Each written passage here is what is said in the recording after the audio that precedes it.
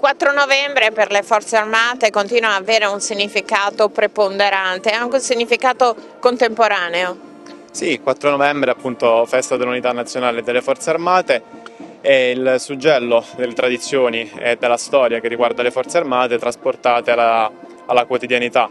È nostro dovere appunto mantenere saldi questi valori e allo stesso tempo mantenere diciamo, uno stretto contatto con la cittadinanza, con precipuo dovere appunto dei carabinieri in questo caso specifico, mantenersi vicini ai cittadini, cercare di dare un contributo, essere un baluardo appunto di sicurezza e di serenità. Il nostro dovere principale appunto è cercare di esserci sempre vicini ai cittadini anche nelle località più piccole e nelle località in cui magari non tutti i presidi dello Stato sono presenti, noi cerchiamo sempre di essere vicini, di dare appunto sicurezza e di rasserenare.